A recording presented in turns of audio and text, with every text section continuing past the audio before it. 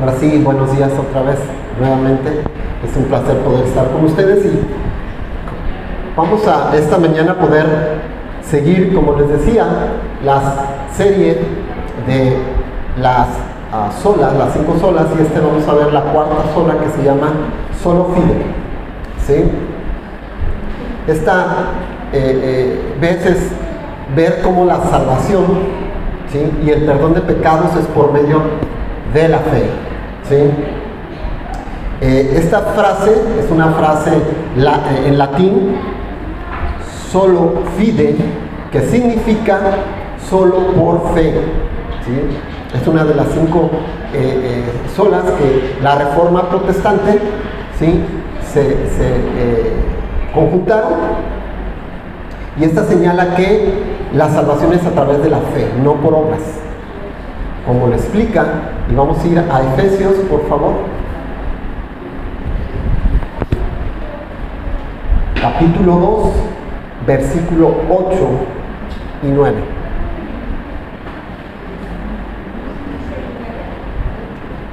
Efesios capítulo 2, versículo 8 y 9. Y dice así: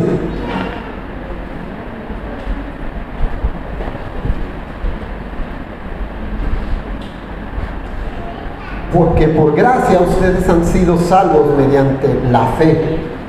Esto no procede de ustedes, sino que es el regalo de Dios, no por obras, para que nadie se jacte o se gloríe, como dicen en otras versiones.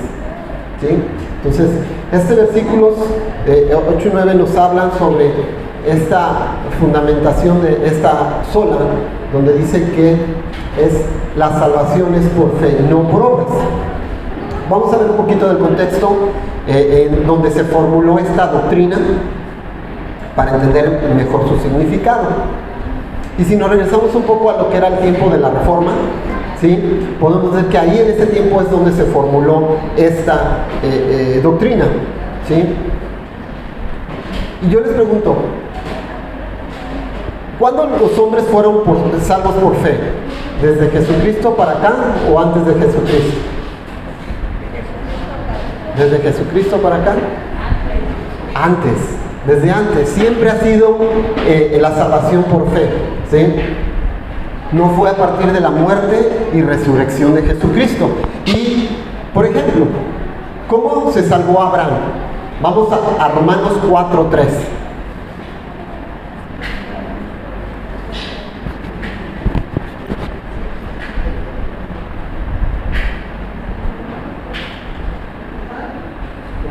Romanos 4:3, perdón.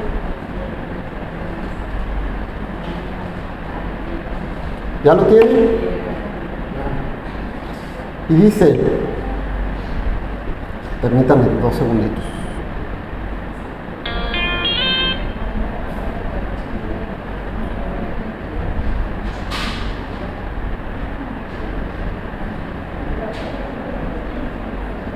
Dice, ¿por qué? ¿Qué dice la Escritura? Creyó Abraham a Dios y le fue contado por justicia. ¿Sí? Aquí vemos cómo Abraham creyó a Dios y le fue contado por justicia, que es algo que vamos a estar hablando esta mañana. Otros ejemplos fueron como Adán, Noé, Enoc, Isaac, Jacob, Moisés, Rabá, David, Pablo, Pedro, ¿sí?, el carcelero de Filipos. Son personas que fueron creyendo en Dios y fueron salvos por fe. ¿Sí? Entonces, los reformadores no fueron los primeros en creer. ¿Sí? No fueron ellos en donde se creó, pero sí tuvieron que ser muy precisos en la doctrina de la justificación, que es lo que habla esta doctrina de sola fe. ¿Sí? Por ciertas etapas la iglesia pasó y tuvo que enfatizar ciertas doctrinas. Un ejemplo fue en el año 325, donde se formuló el credo de Nicea para aclarar la doctrina de la Trinidad. ¿Sí? ¿Por qué? Porque conforme iba creciendo la iglesia, conforme iba pasando el tiempo, ¿sí?, se enfrentaba con ciertas cosas que gentes querían introducirse en la palabra de Dios, introducirse en la iglesia y modificar la enseñanza de Jesús, ¿sí? Por ejemplo, en iglesia de Corintios, en Juan, en las cartas de Juan que hizo, ¿sí?, que las hablaba, y él decía: lo que yo vi, lo que yo oí, lo que yo toqué, es lo que yo les enseño, ¿sí? Ellos querían que la doctrina que ellos habían visto y habían observado que Jesús enseñaba era la que estuviera en las iglesias. Tenían mucho celo. Entonces la iglesia tuvo que, conforme fue creciendo, se fueron introduciendo gente a la iglesia para distorsionar la información, distorsionar el evangelio, y tuvo muchas batallas, y por ello tuvo que ir confirmando algunas doctrinas. Un ejemplo es la que les decía yo, y esta vez es la de la doctrina de la justificación, ¿sí? Antes de la Reforma no era muy clara, era algo un poquito no confirmada bien en la gente, ¿sí? Ellos enseñaban la fe para salvación, pero enfatizaban mucho en las obras, ¿sí?, anteriormente a la Reforma. No era que fuera una contradicción, ¿sí?, pero donde mejor se formuló la doctrina de justificación, sin duda, fue en el tiempo de la Reforma. Fue donde se amarró bien toda la información, y fue algo que fue preciso para el día de hoy. Incluso para qué tan importante fue para ellos como reformadores la doctrina, ¿sí?, que ellos la llamaron la esencia, ¿sí?, y decían: una iglesia que se contradice, ¿sí?, la fe, es una iglesia falsa. Dos hombres en aquel entonces, uno de ellos era Martín Lutero, dijo que este es el artículo en el cual la iglesia permanece en pie o se cae, ¿sí? Una iglesia, si no está basada en la doctrina de justificación, ¿sí?, puede caer, puede desviarse, ¿sí? Juan Calvino decía que la doctrina de la justificación es el terreno principal en que la iglesia debe estar basada, ¿sí? Entonces, estos hombres que vivieron en el tiempo de la Reforma hablaban de la importancia, ¿sí?, de la esencia de esta doctrina en la iglesia. Para ahora definiremos cómo, a la luz, ¿sí?, del catolicismo romano, qué es la justificación. En el concepto romano, ser justificado es el proceso en el cual una persona llega a ser moralmente bueno, ¿sí?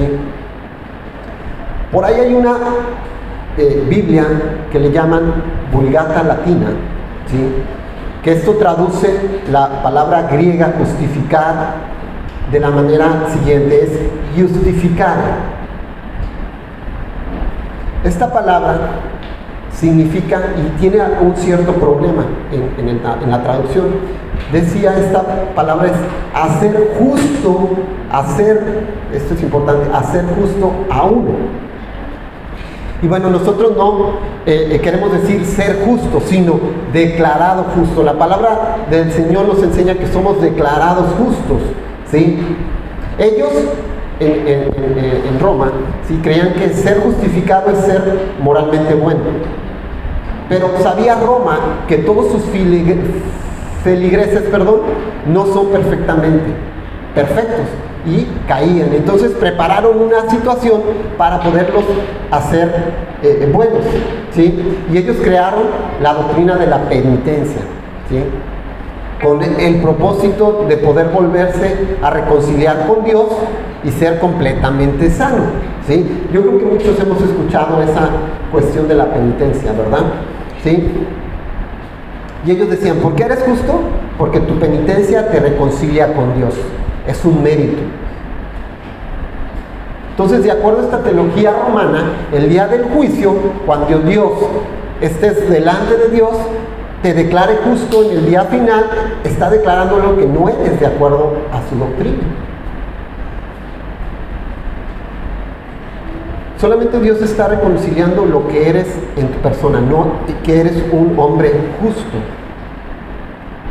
Y esto se dio cuenta Lutero. Él pensaba de acuerdo a esta forma, que tenías que pasar por otra situación cuando no habías logrado ser completamente bueno, que no lo podías hacer, tenías que pasar por ciertas penitencias para poder estar delante de Dios completamente justo, ¿sí?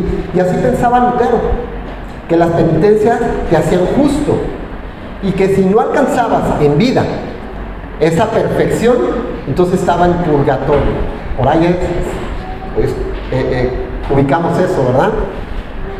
Y que saliendo del purgatorio, sí, salías justo. Pero hubo un hombre llamado Felipe Melanchthon, ¿sí?, que ayudó a Martín Lutero a poder entender mejor el griego. Era un experto en griego este hombre, sí, le ayudó a comprender mucho mejor las palabras contenidas en el libro de Romanos, ¿sí? Y esto fue lo que ya después él pudo comprender, Lutero, y decir que nuestra justicia no es una cosa, no es ninguna otra cosa sino la imputación de Dios, algo que Dios pone, ¿sí? Es una justicia fuera de nosotros, es extranjera. ¿Se recuerdan que dice el versículo de Efesios? Dice, porque por gracia ustedes han sido salvos mediante la fe. Esto no procede de ustedes, sino que es el regalo de Dios. Entonces, la justificación no está dentro de nosotros, no es algo que nosotros podamos hacer, sino viene de afuera, ¿sí? Es decir, que nosotros no podemos confiar en nuestras obras, pero son necesarias. Pero ellas no nos justifican. Nosotros definiremos la justificación así: el pecador es recibido en comunión con Dios, es reconciliado con Dios por su gracia, mientras que es limpiado por la sangre de Cristo, y él obtiene el perdón de sus pecados y es vestido con la justicia de Cristo como si ésta fuera de él. Naturalmente no es de él, ¿sí?, pero es puesta como si él lo hubiera logrado. Por eso es la imputación de Dios. Dios nos da ese regalo y nos lo pone. Pero en el catolicismo no es así. La justicia es la que él se ganó, el hombre, el ser humano, ¿sí? Así lo cree el catolicismo. Para poder entender lo que es la justificación, tomaremos tres elementos importantes. Uno es, y le llaman justicia forense. El significado de esta palabra, de esta frase, justicia forense, teológicamente significa que esta justicia está fuera de nosotros, ¿sí? Ahora, ¿cómo es la doctrina de la justificación católica? Es una justicia interna, es una justicia que se gana. Ellos creían que tú ganabas tu salvación, ¿sí? Pasabas por este purgatorio, ¿sí? Y por medio de las penitencias que tú tenías que hacer, te ganabas la salvación. Pero no es así, ¿sí? De acuerdo con las Escrituras, no hay nadie en este mundo que pueda presentarse justo delante de Dios. Por más que tú hagas, por más que hagas y deshagas, no puede haber un hombre, ¿sí?, justo. Si vamos a Eclesiastés 7:20, si me acompañan ahí.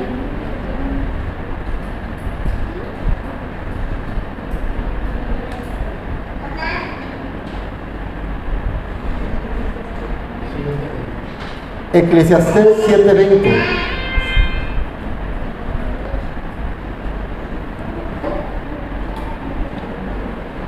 Dice así: ciertamente no hay hombre justo en la tierra que haga el bien y que nunca peque, ¿sí? Entonces, aquí nos da el autor como no hay nadie justo delante de Dios, nadie se puede justificar delante de Dios. Entonces nuestra justicia viene de fuera, no es de interior, no es de nuestro ser que sale, viene de fuera, ¿sí? Por eso se llama forense, ¿sí? Otra es la imputación. Vayamos a 2 Corintios 5:21.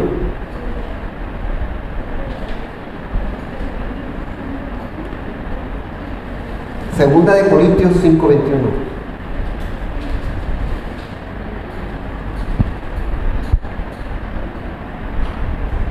Y dice así: al que no conoció pecado, le hizo pecado por nosotros, para que fuéramos hechos justicia de Dios en él. En este versículo nos enseña cómo a Jesucristo se le contó como pecado y a nosotros se nos contó como justos, ¿sí?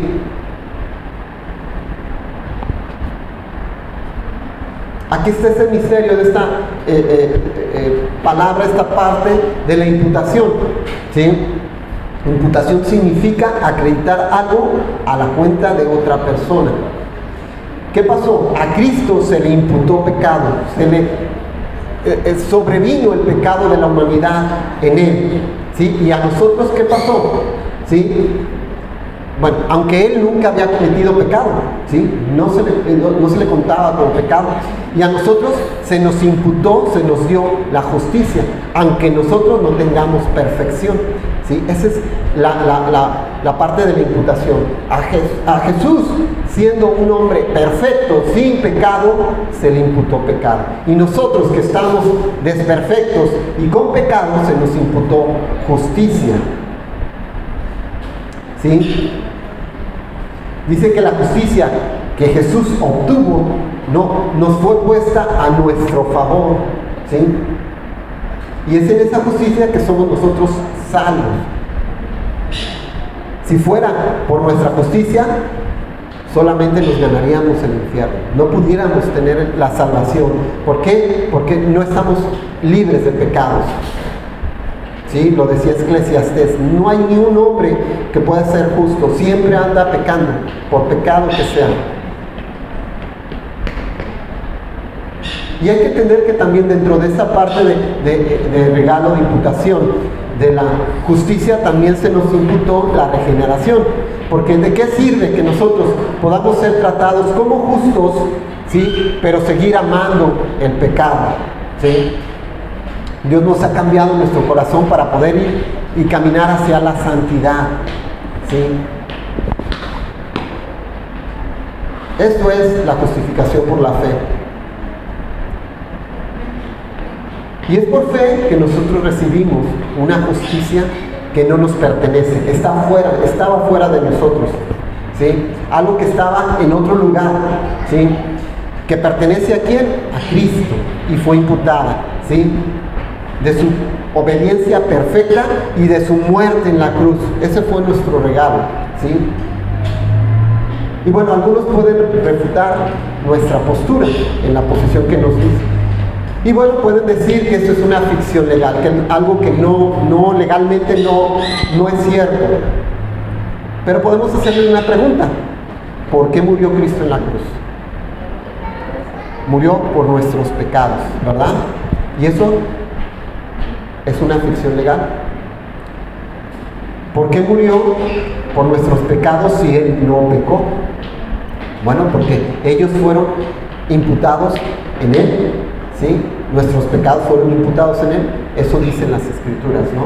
Dice 1 Pedro 2:24: y Él mismo llevó nuestros pecados en su cuerpo sobre la cruz, a fin de que muramos al pecado y vivamos a la justicia, porque por sus heridas fuisteis sanados, ¿sí? Esto nos habla de esa imputación que se le dio a Cristo, que no merecía Él, ¿sí? Esa imputación de pecado. Él tomó esa decisión de llevar nuestros pecados. Dice, y Él mismo llevó nuestros pecados en su cuerpo sobre la cruz, a fin de que muramos al pecado y vivamos a la justicia, porque por sus heridas fuiste sanados. Lo dice Pedro, en 1 Pedro.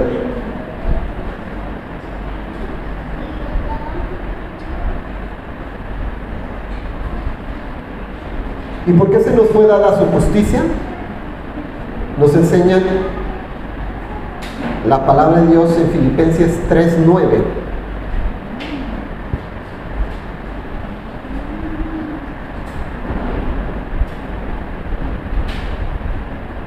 Ya tienen Filipenses 3:9.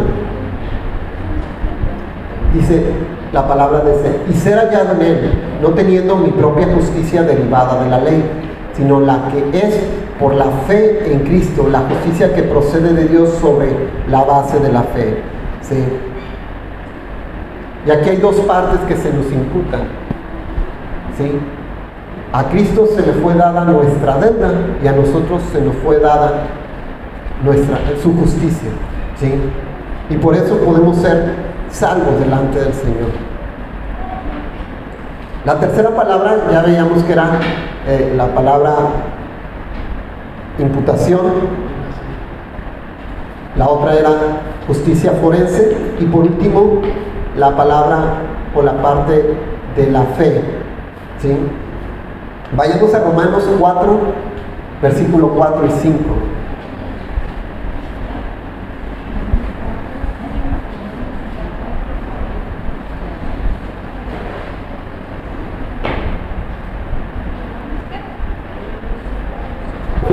Vamos a ver un poquito más claro cómo obtenemos la justicia de Cristo. Romanos 4, versículo 4 y 5. En otra versión dice, es distinta a la que ustedes tienen, dice, ahora bien, dice, el dinero que se le paga a alguien por un trabajo no es ningún regalo, sino algo que se le debe. En cambio, Dios declara inocente al pecador, aunque el pecador no haya hecho nada para merecerlo, porque Dios le toma en cuenta su confianza en él. ¿Sí? ¿Cómo obtenemos la justicia de Cristo? Por fe. ¿Sí? Al que cree. Ahora, no es cualquier fe. ¿Sí? ¿Y qué tiene esa fe que salva? Tres cositas, tres elementos esenciales tiene esta fe. ¿Sí? Uno es noticia, otra es ascensus y fiducia. Noticia, ¿de qué se refiere esta fe, este elemento que incluye esta fe que salva? En cuanto a noticia, y es, el hombre tiene que conocer el contenido del Evangelio. No es creer en cualquier cosa. ¿Sí? Sino es creer en el Evangelio, en la mensaje que Jesús vino a traer a la tierra. ¿Sí? Y es conocer los hechos históricos reales, que Cristo murió conforme a las Escrituras, fue sepultado y resucitado al tercer día y murió por nuestros pecados. Es creer en este Evangelio, en todo este contenido del Evangelio. No es creer en cualquier cosa. ¿Sí? Esto habla, esta palabra de noticia. ¿Sí? Y bueno, no basta en tenerlos como conocimientos, esta información, ¿sí?, de que Cristo murió por nosotros conforme a las Escrituras, fue sepultado y resucitó al tercer día muriendo por nuestros pecados, sino es el asentamiento de la verdad. Y esa es la segunda palabra que dice ascensus. ¿Sí? Se requiere un asentamiento de la verdad, ¿sí? Que esos hechos verídicos puedan afirmarse en nuestra vida y sean nuestra base de crecimiento. Y por último, fiducia, que es fe, y es el poder poner nuestra confianza, ¿sí?, descansar y poner su corazón en esa verdad, ¿sí? Poder descansar y poner nuestra confianza en la palabra de Dios, en lo que dice ese libro, en lo que está escrito ahí, ¿sí? Todo nuestro corazón en esa verdad, ¿sí? Y es como así podemos nosotros ser salvos por fe. En el creer en el Evangelio, ¿sí?, donde dice que Cristo murió por nosotros, ¿sí?, fue sepultado, ¿sí?, y resucitó al tercer día y murió por nuestros pecados. Mucha gente no cree en este Evangelio, ¿sí? cree que Jesucristo fue un ente, que no fue totalmente hombre, etcétera, etcétera. Entonces necesitamos creer en esto y ser afirmado en nuestro corazón. Y esa fe nos va a ayudar a poder descansar y confiar en que un día seremos salvos. Que somos presentados delante de Dios, ¿sí? Y declarados justos. ¿Por qué? Porque Él tomó ese lugar. Él pagó esa deuda, ¿sí? Y esa justificación fue para nosotros. Él tomó todo nuestro pecado, ¿sí? Y es como nosotros podemos confiar. Y es esa fe que nos ayuda a creer. Como dice, regresemos a Efesios para terminar. Efesios 2, versículo 8 y 9.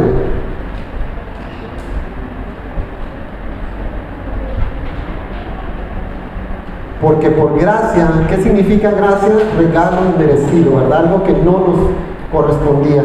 Ustedes han sido salvos. O sea, aquí Pablo dice que por un regalo que tú no merecías, ¿sí? Tú has sido salvo mediante esa fe, ¿sí? Esa confianza en el Evangelio, esa confianza en que creer que Cristo murió, fue sepultado y resucitó al tercer día por ti. Esto no procede de nosotros, o sea, nuestras obras no van a ayudarnos a ganarnos esta salvación. Es algo que procede de Dios como un regalo, ¿sí? De Dios, como dice aquí, sino que es el regalo de Dios y no por obras, para que nadie se gloríe, nadie se jacte, ¿sí? Entonces, esta enseñanza, esta palabra nos habla que tenemos que poner nuestra confianza solamente en Cristo, en ese Evangelio que fue enseñado en la palabra de Dios, ¿sí? Y es la única forma como podemos nosotros ser salvos. Sabemos que es un regalo de Dios y sabemos que también nuestras obras van a ayudar, porque dice la fe sin obras es muerta, ¿verdad? Entonces nuestras obras van a ayudar a esa fe, pero no va a ser en la forma como nosotros vamos a ser salvos, ¿sí? Las obras, sino es la fe, ¿sí? El creer en el Señor Jesucristo, en el Evangelio, en esas noticias, esas buenas noticias que fueron dadas, ¿sí? Y poner toda nuestra confianza en Él. Amén. Ok, cierra tus ojos. Señor, te damos gracias esta mañana, Padre. Porque dice tu palabra, Señor, que tú nos has declarado justos, Señor. Aunque nosotros no merecíamos, Señor, ser justos delante de ti, Señor. Por ser pecadores, Señor. Como dice Eclesiastés, Señor, que no hay un hombre que no deje de pecar, que pueda ser justo delante de ti, Señor. Tú nos has declarado justos, Señor. Tu justicia nos la has dado, Jesucristo, al tomar tú ese lugar. Y tú has recibido todo ese peso del pecado, toda esa paga del pecado, Señor. Y te damos gracias, Señor. Y ahora queremos creer en esto, Señor. Poner nuestra confianza y descansar en esa verdad, Señor, de solo fe, Señor. Gracias, Señor, por ese regalo inmerecido de la salvación, Señor. Por ese don, Señor, que tú nos has dado, Padre. Y ha sido gracias a ti, Señor. Porque no es por méritos como nosotros podemos ganarnos la salvación, Señor, sino es por fe, creyendo en ese sacrificio, en esas buenas nuevas que tú traes y que tú trajiste, Señor, y son escritas en tu palabra, Señor. Te damos gracias por esta mañana, gracias por cada uno de mis hermanos, Señor. Bendice, Señor, cada uno de ellos, Señor. Y te agradezco, Señor, por la oportunidad nuevamente, Señor, que tú nos das de estar aquí, Señor, reunidos en tu palabra, Señor, junto con mis hermanos, Señor. Bendice, Señor, este tiempo y bendice este día, Señor. Que podamos seguir dándote a ti la gloria y la honra, Padre, aun con nuestros pensamientos y nuestras acciones, Señor, este día, Padre. Bendecimos, Señor, este tiempo, Señor, y te agradecemos, Señor, por tu palabra, Señor. En el nombre de Jesús. Amén, Señor. Amén.